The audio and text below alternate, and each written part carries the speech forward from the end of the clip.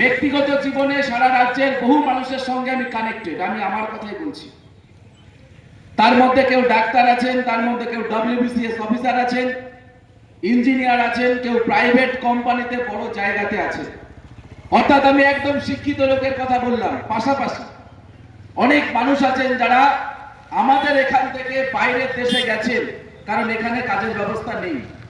এই ব্যাপক সংখ্যক মানুষের সঙ্গে যখন সোশ্যাল নেটওয়ার্কিং সাইট, ফোন এবং অন্যান্য সমস্ত কানেক্টিং মিডিয়ার মাধ্যমে যখন আমি কানেক্টেড, তখন সবার কাছ থেকে একটা কমন প্রশ্ন আমি শুনতে পাচ্ছি যে তৃণমূল যেটা বলছে যে ওপার বাংলার সঙ্গে যার কানেকশন আছে তাকে নাকি বিজেপি ওপার বাংলায় পাঠিয়ে দেবে।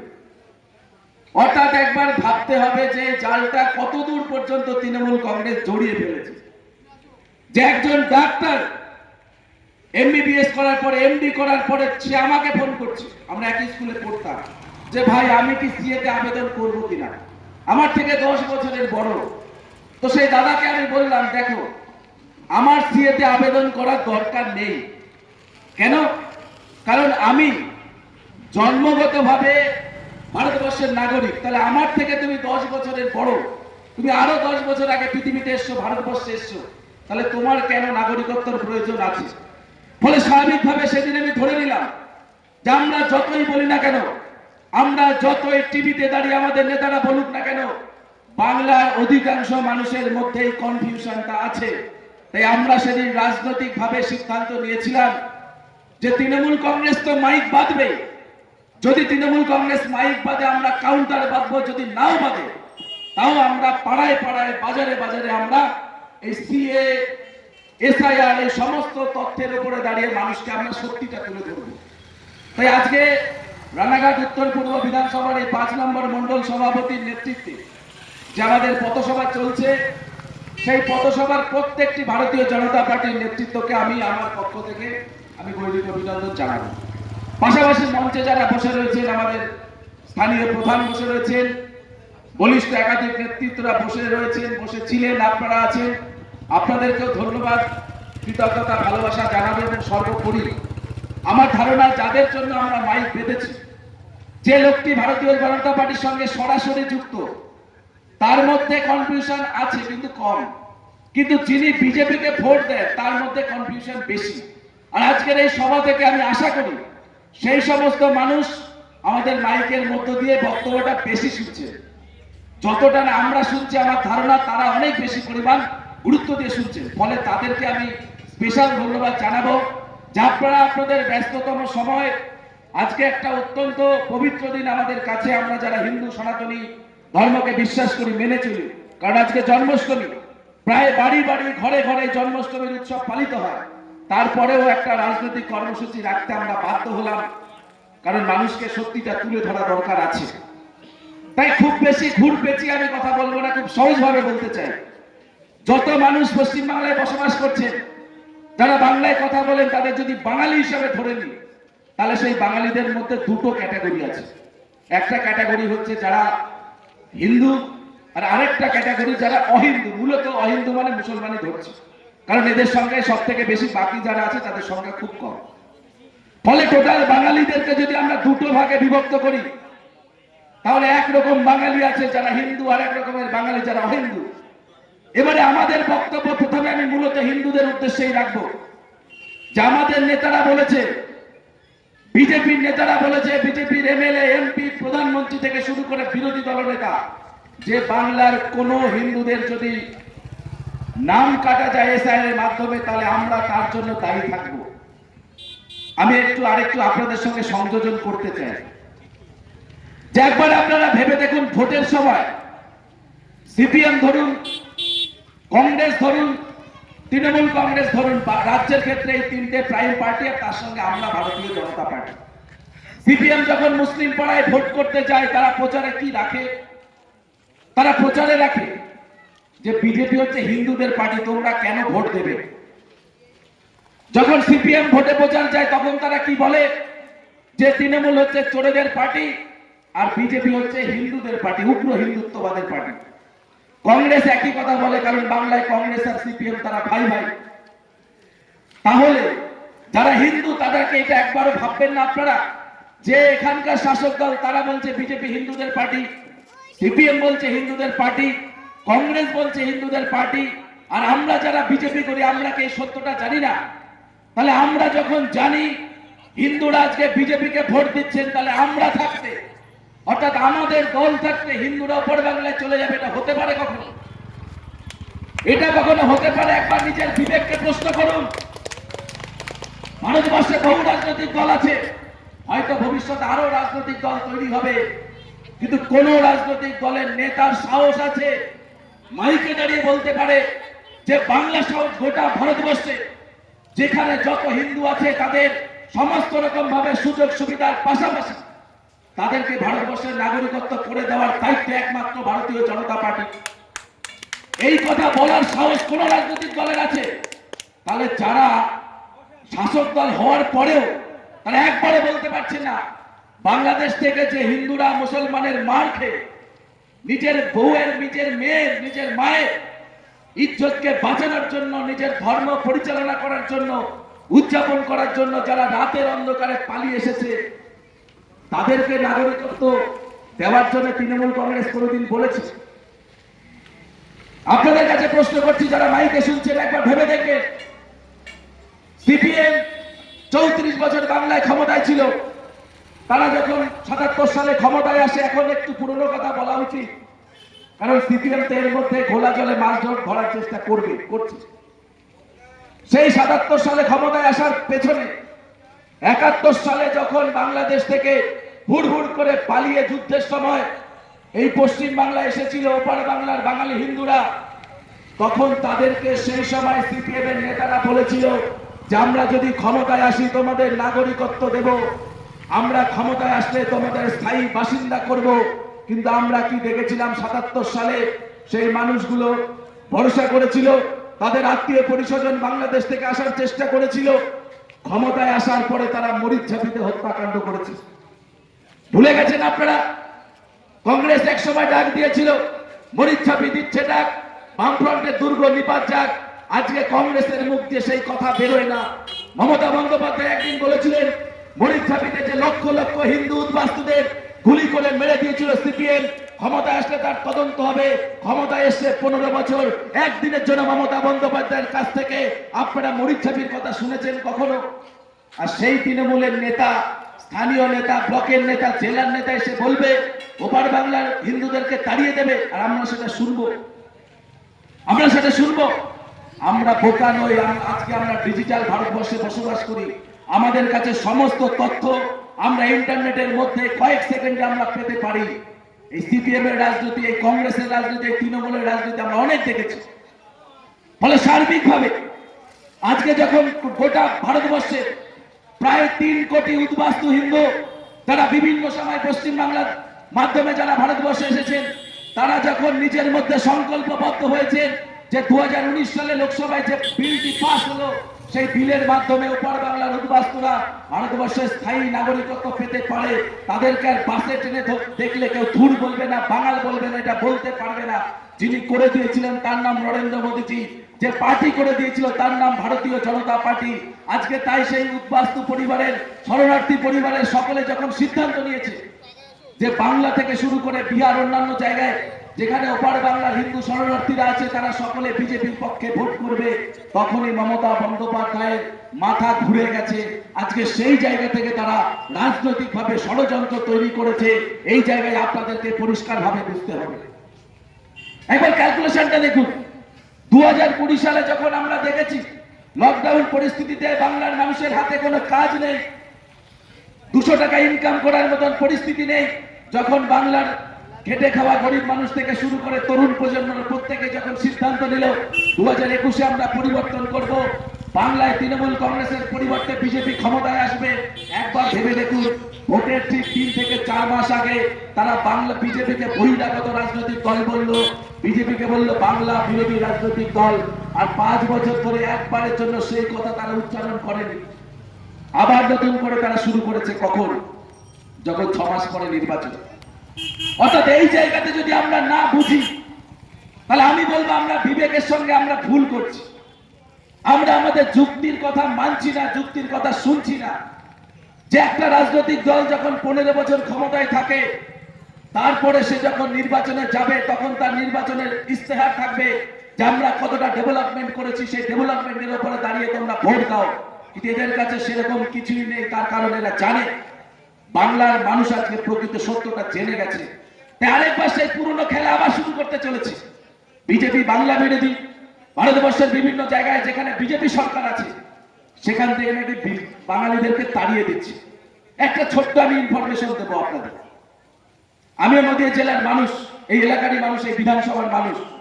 আপনাদের মতো আমাদেরও এলাকায় বহু মানুষ দিনের শেষে মাত্র 500 টাকা ইনকাম করার জন্য কেউ ব্যাঙ্গালোরে থাকে, কেউ দিল্লিতে থাকে, কেউ গুজরাটে যায়, এখানেও আছে। সেই সংখ্যাটা কত আজকে যদি আপনারা দেখেন, ভাবেন, প্রায় 80 লক্ষ।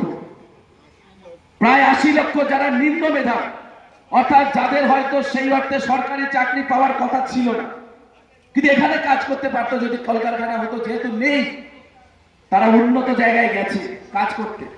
আর এরা বলছে বাঙালি বিরোধী বিজেপি। তাহলে যদি বিজেপি শাসিত কোনো রাজ্যে বাঙালিদেরকে তাড়িয়ে দিত, একবার ভাবুন তো, তাহলে এই 75 লক্ষ বাঙালি কোথায় আসতো? কোথায় আসতো? তারা শিয়ালদা হাওড়া স্টেশন দিয়ে তো কলকাতায় ঢুকত। একবার ভাবুন তো, 10,000 লোক যদি এক জায়গায় জমা হয়, আমরা ভয় পেয়ে যাই না? তাহলে 75 লক্ষ বাঙালি তারা যদি বিজেপি শাসিত রাজ্যে অত্যাচারিত হতো, তারা যদি মারা হতো, তাহলে এই 75 লক্ষ যদি কলকাতায় নামতো, কলকাতা অবরুদ্ধ হয়ে যেত। মমতা বন্দ্যোপাধ্যায় সেদিনই ক্ষমতা থেকে পদত্যাগ করতেন, কিন্তু বাস্তবে সেটা হয়নি। অর্থাৎ এটা সাজানো হয়েছে শুধুমাত্র নিজের নিজের ইমেজটাকে আরেকবার মানুষের সামনে তুলে ধরার, বাংলা এবং বাঙালি কারণে। ফলে এই জায়গাতে আমাদের বুঝতে হবে যে বাংলা বাঙালির আসল রহস্যটা কি। কারণ সমীকরণটা পুরো আলাদা। প্রায় 70 লক্ষ বাঙালি আজকে ভোটার বানিয়েছে মমতা বন্দ্যোপাধ্যায়। কারা তারা? তারা কেউ এই বাংলার স্থায়ী বাসিন্দাও নয়, তারা কেউ ওপার বাংলার থেকে আগত শরণার্থী হিন্দুও নয়। তারা কারা? 30 লক্ষ রোহিঙ্গা, যে তথ্য আমি দিচ্ছি আপনারা মিলিয়ে নেবেন যখন এসআই এর রেজাল্ট বেরোবে। প্রায় 30 লক্ষ রোহিঙ্গা মুসলমান, যাদের জন্ম মায়ানমারে, আমাদের পার্শ্ববর্তী দেশ নয়, বাংলাদেশের পার্শ্ববর্তী দেশ। যাদের আসার কথা ছিল আরেকটা ইসলামিক কান্ট্রি বাংলাদেশ, কক্সবাজার দিয়ে চট্টগ্রামে তারা ঢুকতে পারত। কিছু সংখ্যক ঢুকেছিল, 10 লক্ষ মতো। বাকি সমস্ত রোহিঙ্গা মুসলমানদেরকে স্থায়ী ঠিকানা দেওয়া হয়েছে কলকাতায়। আমরা নিজে দেখে এসেছি। আপনারা গেলে ভয় পেয়ে যাবেন কারাই রোহিঙ্গা মুসলমান। আমরা দেখি পাকিস্তানের মুসলমানরা ভয়ঙ্কর, তার থেকে ভয়ঙ্কর আমরা দেখলাম বাংলাদেশের মুসলমান। আর রোহিঙ্গাদের বুঝতে গেলে বুঝতে হবে, আপনারা ইউটিউবে ভিডিও দেখুন, বাংলাদেশের ওই সমস্ত অত্যাচারিত মুসলমান তারাও রোহিঙ্গাদের থেকে ভয় পাচ্ছে। তারাও চট্টগ্রামে আন্দোলন করছে, তারা ঘেরাও করেছে ওখানে মিউনিসিপাল কর্পোরেশন ওই রোহিঙ্গাদেরকে তাড়িয়ে দেওয়ার জন্য। একবার ভাবুন, বাংলাদেশের ওই জঙ্গি মুসলমান তারাও কিন্তু রোহিঙ্গাদের থেকে ভয় পেয়ে যাচ্ছে। অর্থাৎ এরা কতটা ডেঞ্জারাস একবার ভেবে দেখুন, যে বাংলাদেশ সরকার পর্যন্ত তাদেরকে অস্বীকার করছে।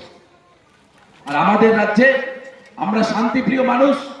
আমি বিশ্বাস করি এখানকার যারা মুসলমান, যারা 1947 সালে ভারতবর্ষ যখন পার্টিশন হয়, যাদের কাছে প্রথম পরিচয় ছিল তারা ভারতীয়, যাদের কাছে দ্বিতীয় পরিচয় ছিল যারা মুসলমান, তারা ভারতবর্ষে থেকে গেছিলেন, তারা বাংলায় থেকে গেছিলেন, তারাও আমাদের মতো শান্তিপ্রিয় মুসলমান, এটা আমি বিশ্বাস করি। কিন্তু ওই রোহিঙ্গা মুসলমান যাদেরকে বাংলাদেশ সরকার তারা জায়গা দিচ্ছে না আজকের দিনে, তাদেরকে মমতা বন্দ্যোপাধ্যায় ভোট করে দিতে চাইছে 30 লক্ষ শুধুমাত্র ভোটে জেতার কারণে।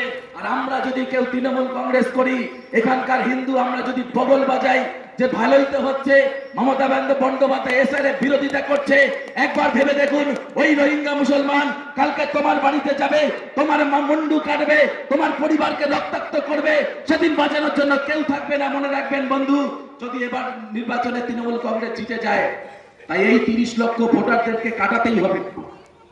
এই 30 লক্ষ ভোটার তারা কোন পার্টিকে ভোট দেবে আমাদের দেখে লাভ নেই। তারা ভারতবর্ষের নাগরিক নয়, তারা অপর ভারতবর্ষের পাশে, তারা মায়ানমারের বাসিন্দা, যাদের মায়ানমার সরকার পর্যন্ত দুষ্কৃতকারী কাজের জন্য তাদেরকে দেশ থেকে বার করে দিয়েছে। একবার স্টাডি করবেন কারাই রোহিঙ্গা, যাদের মধ্যে 100% ক্রিমিনাল অ্যাক্টিভিটিস আছে, যাদের গড় সন্তান উৎপাদন করে ম্যান প্রতি প্রায় 7 থেকে 8 জন। একবার ভেবে দেখুন সংখ্যাটা। আমরা নিউক্লিয়ার ফ্যামিলিতে বিশ্বাস করি। আমরা বিশ্বাস করি ছোট সংসার মানে সুখী সংসার। সেখানে 30 লক্ষ এমন মানুষকে ভোটের অধিকার করে দেওয়া হচ্ছে যারা এই ছোট সংসার সুখী সংসারে বিশ্বাস করে না, যারা মনে করে জন বিস্ফোরণ করে গোটা পৃথিবীকে দখল করা যাবে।